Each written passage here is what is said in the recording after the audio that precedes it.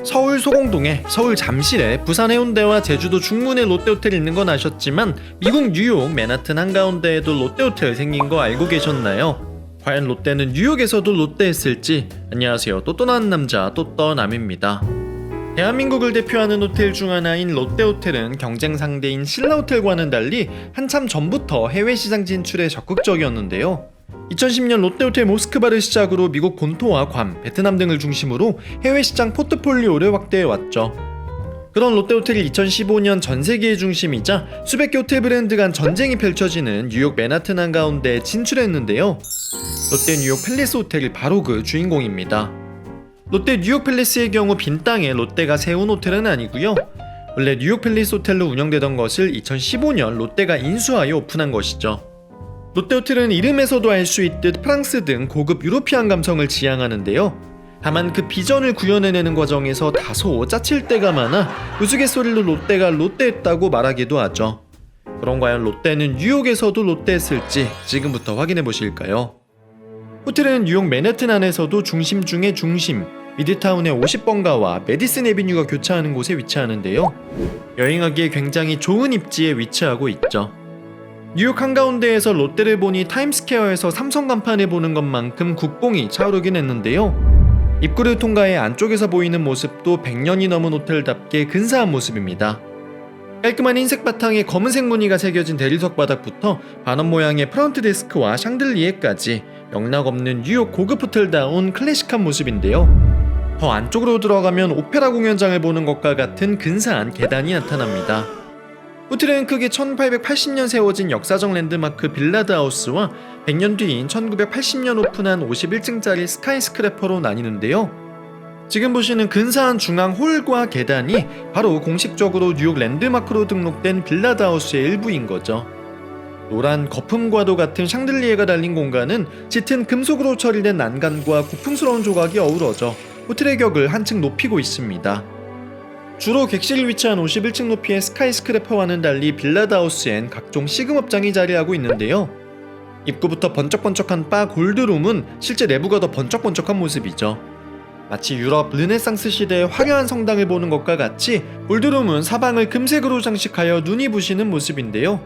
자칫 과할 수 있는 내부 디자인과 균형을 맞추는 어두운 조도 덕분에 졸부 느낌의 골드한 느낌보다는 최상류층의 비밀 공간에 온 느낌이죠.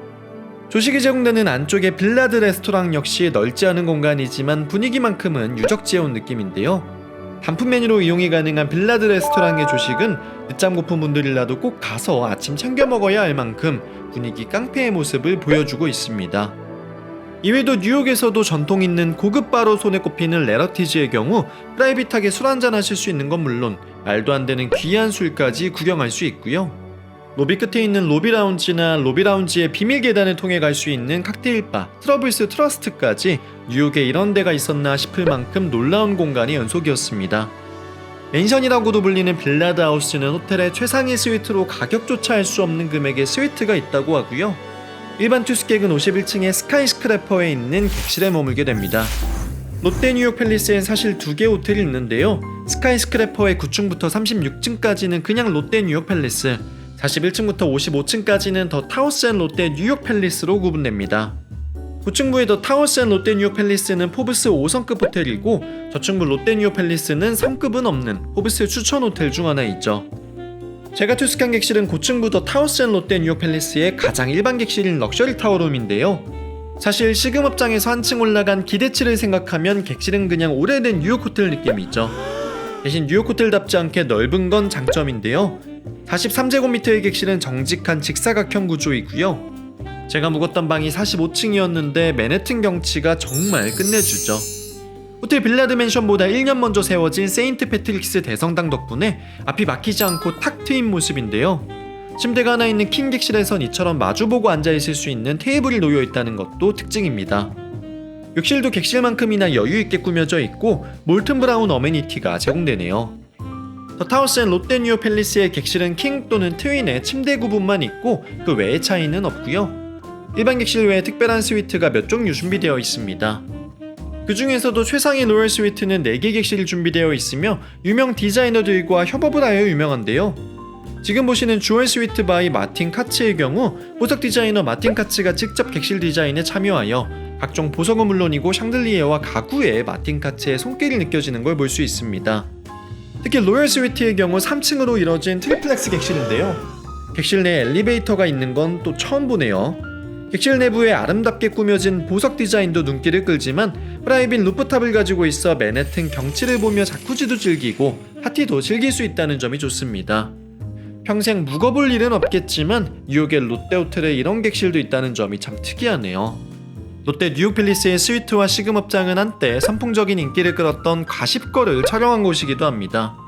썸네일에서 느끼셨겠지만 저는 롯데 뉴욕 팰리스를 방문할 때부터 롯데가 뉴욕에서까지 롯데하지 않았을까 하는 강한 의심을 품고 호텔을 예약했고요. 실제 투숙할 때도 뭔가 그럴만한 거리가 나오지 않을까 싶은 마음에 어느 정도의 색안경을 끼고 본 것이 사실입니다. 하지만 막상 투숙을 해보니 롯데 뉴욕 팰리스는 전혀 롯데의 손길이 느껴지지 않는 그야말로 럭셔리하고 클래식한 인상적인 뉴욕 고급 호텔이었고요. 호텔 자체가 오래되어 객실 컨디션이 좀 아쉽긴 했지만 부대 시설이나 객실 크기, 위치 등 여러 장점을 가지고 있기 때문에 해소가 되어 균형이 잘 맞는다는 생각이었습니다. 롯데 호텔이었기 때문인지 체크인 시 한국말을 조금이나마 할 줄 아는 분이 계셨던 것도 기억에 남고 저녁에 투숙객 누구나 마실 수 있는 칵테일이 준비되어 있다는 점도 인상 깊네요. 뉴욕에서 역사와 품격을 모두 잡은 호텔로 손에 꼽히는 호텔이니 한 번쯤 투숙해보시는 것도 좋을 것 같습니다. 아이러니하게도 롯데호텔을 쫓는 비전을 구현하기 위해선 롯데가 무엇을 직접 만드는 게 아닌 그와 가장 비슷한 것을 찾아서 구매하는 게 왕도가 아닌가 하는 교훈을 주지 않나 싶네요. 그럼 저는 지금까지 또떠남이었습니다. 감사합니다.